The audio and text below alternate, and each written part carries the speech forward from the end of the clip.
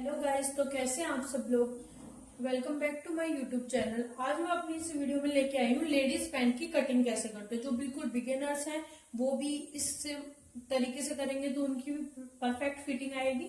तो मैं आप लोगों को आज इस वीडियो में अपनी में बताऊंगी कि लेडीज पैंट की कैसे कटिंग करते हैं। तो ये जो है ये मेरा अस्तर का फैब्रिक है और मेन फैब्रिक ये है। तो मुझे अस्तर वाले जो जिस पैंट में अस्तर लगता है उसमें क्या होता है कि पहले हम अस्तर की कटिंग करते हैं, फिर मेन फैब्रिक की हो जाएगी उसकी उसी के अकॉर्डिंग। तो ज्यादा वीडियो को लंबा ना करते हुए मैं अपनी स्टार्ट करती हूँ। सबसे पहले मैं क्या करूंगी, इस कॉटन के फैब्रिक जो मेरा अस्तर है इसको मैं डबल फोल्ड करके बिछा लूंगी इक्वली। सबसे और क्या होता है मेन बात क्या होती है कि पैंट में जो बनाने के लिए पैंट को बनाने के लिए क्या क्या मेजरमेंट्स की जरूरत पड़ती है। तो मैं बताती हूँ। यहाँ से मैंने एक स्ट्रेट लाइन इसलिए बनाई है ताकि कपड़ा छोटा बड़ा ना हो, क्योंकि आओ ये कपड़े में थोड़ी मतलब स्ट्रेटनेस नहीं है इसलिए। तो सबसे पहले जो मेजरमेंट चाहिए होता है वो होता है कमर का, और दूसरा होता है हिप का, और तीसरा होता है लेंथ का, और चौथा होता है हमारा थाई का। बस इतने ही मेजरमेंट चाहिए होते हैं। मोरी भी होती है कि जो मोरी हमें वो कितनी करनी है, पर वो जैसे नॉर्मली 6 या 7 की रखते हैं, किसी को ज्यादा चौड़ी करवानी तो 8 की भी करवाते हैं। तो कमर है हमारी यहाँ पे 38 इंचेस, जो हिप है वो है 44 इंचेस, लेंथ हमें पैंट की रखनी है 39 इंचेस, और जो थाई है वो कितनी हमारी 26 इंचेस, और यहाँ पे मोरी हमें रखनी है 7 इंचेस। तो इसी मेजरमेंट के अकॉर्डिंग हम अपनी पूरी पैंट की कटिंग करेंगे। तो सबसे पहले हम निशान लगाते हैं कमर का। कमर है 38 इंचेस, जो 38 के अकॉर्डिंग हम 38 का 1/4 करके यहाँ निशान लगाऊंगी।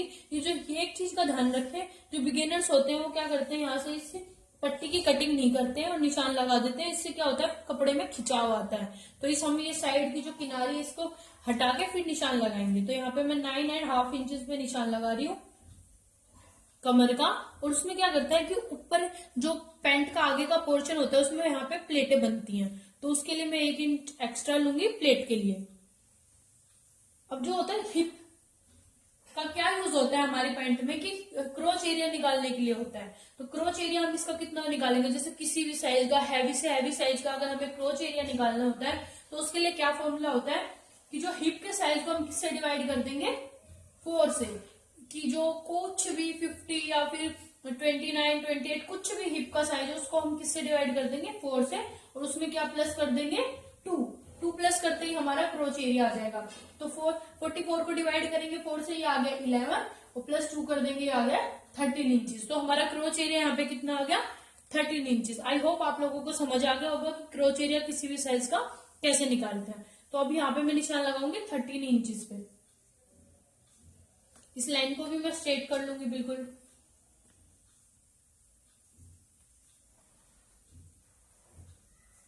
अब नीचे की साइड में लगाऊंगी निशान। ये क्या है 39 इंचेस की लेंथ है। तो ये जो सॉरी, ये जो अस्तर का कपड़ा है वो मैं 1 इंच कम ही लूंगी। तो मैं निशान लगा रही हूँ 38 इंच पे। ये 38 पे मैंने निशान लगा दिया। मैं इस लाइन को बिल्कुल स्ट्रेट कर दूंगी। अब क्या होता है नीचे हमें मार्जिन भी चाहिए होता है फोल्डिंग के लिए।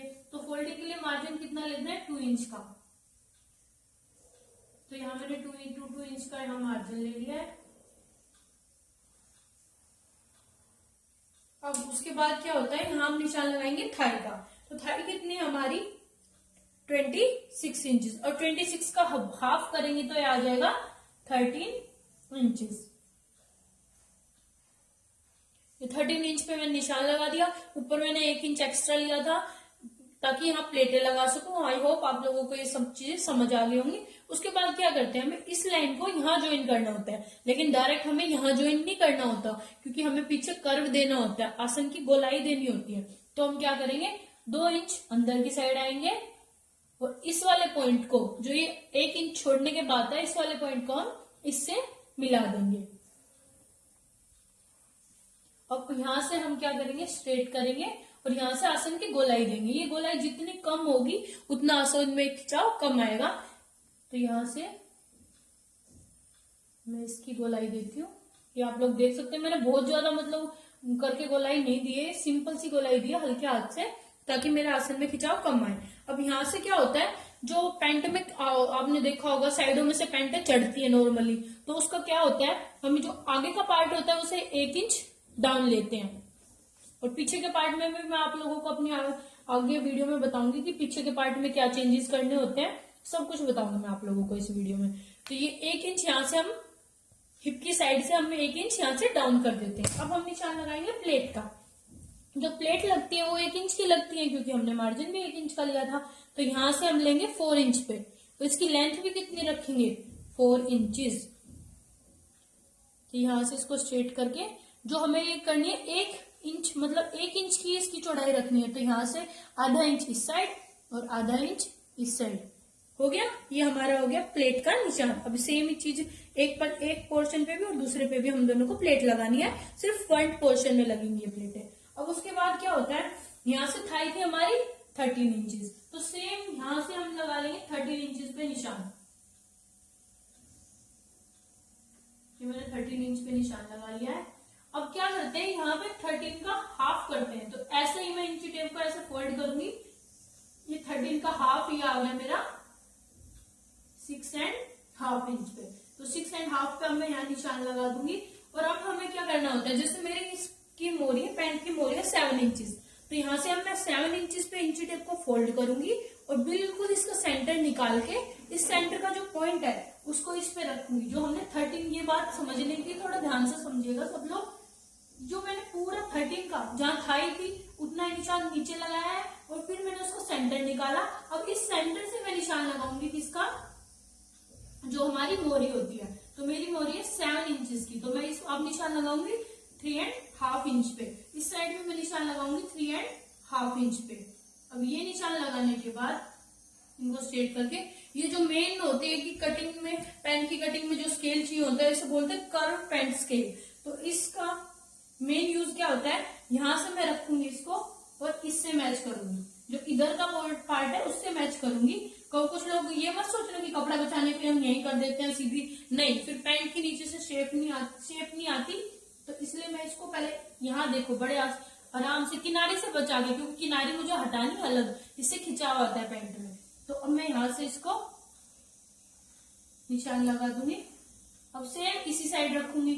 ये कई बार मुझसे भी पहले गलती हो जाती थी कि ऐसे करके ऐसे निशान लगा देती थी, लेकिन क्या होता है कि ध्यान रखिएगा, ये 13 इंचेस मैंने थाई का निशान था जो कि ऊपर था, उससे ये सिर्फ किसके लिए था, सेंटर निकालने के लिए। तो अब यहाँ जो सेकंड निशान है उसपे मैं ये सिंपल से हमारे फ्रंट पार्ट की कटिंग हो गई है। अब मैं इसको काट के अलग कर लेती हूँ। पहले मैं इस किनारी को ही हटा देती हूँ, क्योंकि इसमें बहुत मतलब ये क्या होता है, किनारी खिंचाव देती है। तो मैं पहले किनारी को ही अलग कर लेती हूँ ताकि मेरी पैंट में खिंचाव ना आए। एक जो पैंट चढ़ने का मेन साइडों में से बीच में से चढ़ती है, मैं आपको इस वीडियो में उसका भी सॉल्यूशन बताऊंगी। तो उसका एक सॉल्यूशन होता है कि पैंट को आधा इंच यहाँ से, आधा नहीं 1 इंच यहाँ से डाउन करें, और सेम तरीके पीछे वाले पार्ट में कि ताकि हमारी पैंट, बीच में से लोगों की पैंटों में खिंचाव आता है, आप लोगों ने देखा होगा कि वो फिर गंदा सा लगता है। तो उसका भी मैं सॉल्यूशन अपनी इस वीडियो में बता रही हूँ। आप वीडियो को आगे देखते जाएं और समझते जाएं। आप आई होप ये सब आपको समझ में आ गया होगा। अब मैं इसकी काट के इसको अलग कर देती हूँ। आप लोग देखिएगा, मैंने इसके फ्रंट पार्ट को काट के अलग कर दिया है। और मैं बैक पार्ट के लिए क्या करूंगी, इस कपड़े को आगे करके बिछाऊंगी और मैं आप लोगों को बताती हूँ कि बैक पार्ट में क्या क्या चेंज करने होते हैं एक पैंट की कटिंग के लिए। ये आप लोग देखिएगा, मैंने ये जो फ्रंट पार्ट था ये बैक पार्ट के ऊपर बिछा दिया है बिल्कुल। तो अब मैं बताती हूँ आप लोगों को कि इसमें क्या क्या चेंजेस करने होते हैं हमें बैक पोर्शन में। तो सबसे पहले जो चेंज करने होते हैं, जो पीछे का पार्ट है वो हमें आगे के पार्ट से 2-2 इंच एक्स्ट्रा काटना होता है, ताकि अगर हम मान लो ये 26 इंचेस मेरी थाई, अगर मैं 26 इंचेस पे इसको 13 पे ही दोनों को इसको भी काट दूंगी तो बहुत ज्यादा टाइट हो जाएगा मेरा सूट, मतलब मेरी पैंट मुझसे पहनी भी नहीं जाएगी। तो इस तरीके से तो जो पीछे का पार्ट होता है वो आगे के पार्ट से 2-2 इंच एक्स्ट्रा करता है। तो सबसे पहले हम 2-2 इंच एक्स्ट्रा निशान लगा लेंगे, हर जगह से 2-2 इंच का एक्स्ट्रा, यहां से भी, मोरी की साइड से भी,